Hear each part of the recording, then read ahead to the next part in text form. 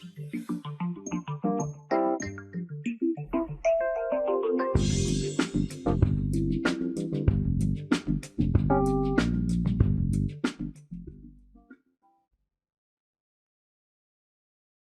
everybody, this is International Master Sam Shankland, and here I'm going to do the second part of my bishop g5 line in the Najdorf.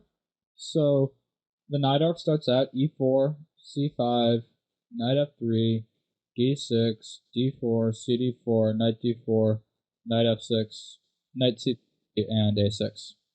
So white plays bishop g5 now.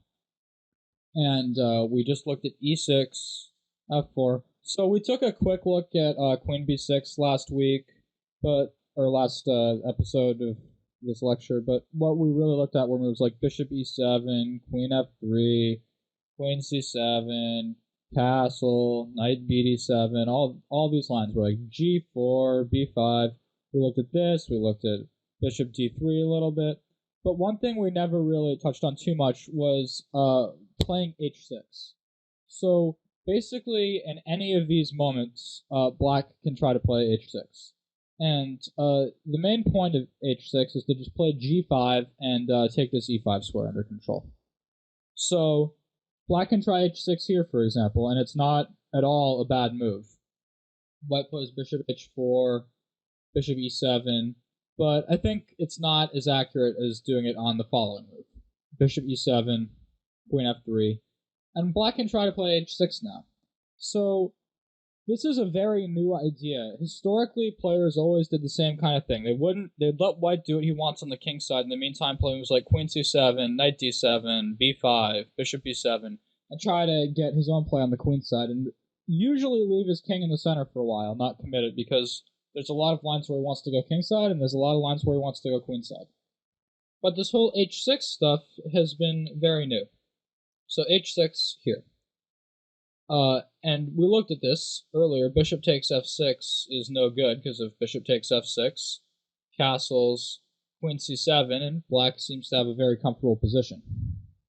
But bishop h4, and what we touched base on without going into too much detail, is that if black just plays conventionally now, the way that we were looking at earlier, he's going to run into trouble because white will play bishop e2 rather than bishop d3. And this is why we were waiting for white to play bishop d3. Because g5 isn't so effective, because after knight e5, with this g4 square under control, black may have a harder time getting his pawn back. Same with h5 square. So for example, queen g3, black's not necessarily going to get his material back, which he sacrificed. So, and after bishop e2, if black doesn't play g5, he's in a lot of trouble. Like we looked at b5, and now this nice move bishop f6. And if bishop takes f6, bishop takes b5, and white's in good shape. I also forgot to mention on that video, if bishop takes d4, white just takes d7 with check, then takes back on d4 with a good position. And if knight takes f6, we looked at this.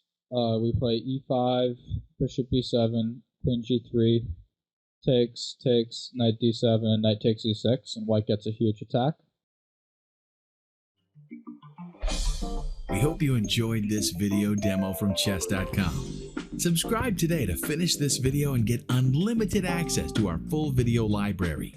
Your membership also includes access to Chess Mentor, the most advanced interactive training tool available anywhere.